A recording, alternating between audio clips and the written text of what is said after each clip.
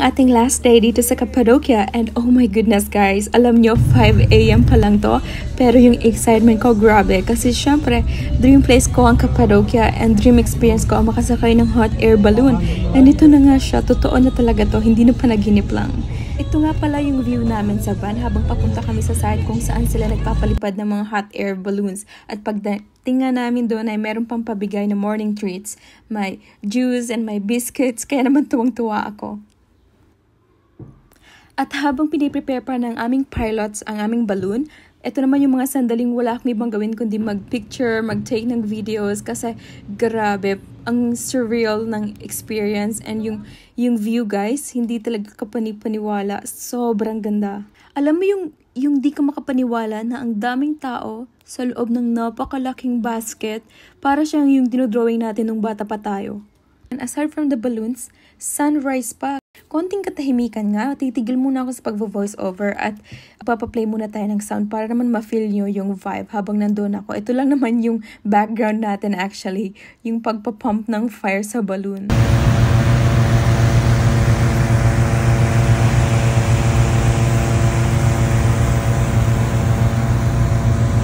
Ito na nga't nagsisakayan na kami. Sa isang balloon pala or sa isang basket ng balloon ay kasya hanggang 24 katao.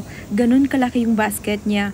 At later on, napag-alaman ko na meron palang economy or VIP kapag pipili ka ng balloon ride. So hindi ko naman alam yun. Yung economy pala, mas marami yung sakay. And sa VIP naman, halos 6 to 8 people ang pwede sumakay, which is better. So kung magre-recommend ako or next time, mas pipiliin ko na yung VIP kasi feeling ko mas magi-enjoy ako dun. Kasi dito sa economy, medyo crowded shop and mahirap din mag-take ng pictures dahil sa dami namin. Kung no choice ka naman at walang ibang available na balloon that day kundi ang economy, just make sure to take the spot in the corner para naman sigurado na ang Instagrammable pictures mo. Ganun lang yung technique doon.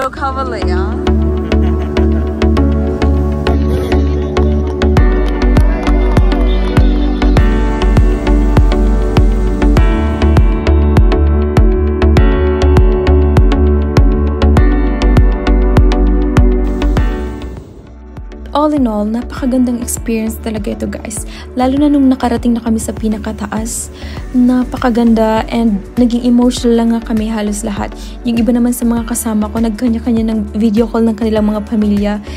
Kasi talaga namang napaka-peaceful and magical dito sa taas. This is really an experience worth trying and that is gonna be remembered for a lifetime. Kayo ba? Sino yung pinapangarap nyo makasama sa hot air balloon ride nyo? I-comment nyo na!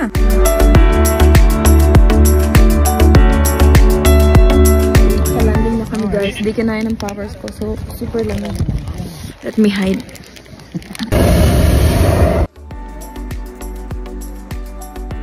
At nung nagland na nga kami ay nakakatuwa kasi meron pang pa-juice and certificate para namang awarding ceremony lang. Pero yung pala, pagkatapos naming inumin yung juice, ay yung pala yung magsisilbing tip glass ng mga flight crew namin. So hindi naman siya mandatory kung gusto mo lang magbigay. Everybody is here? Yeah. How's your flight? Do you like it? Very nice. Thank you very much everybody. Thank you for flight and thank you for coming Cappadocia. And one more question. Do you like the champagne shower? Yeah, Morning of course. shower. Yes. They were doing shower. This is celebration, okay? Because we had a good and soft landing. And congratulations everybody. Yes. 3, 2, 1, let's go. Okay, do you understand? Repeat after me, please. 3, 2, 1.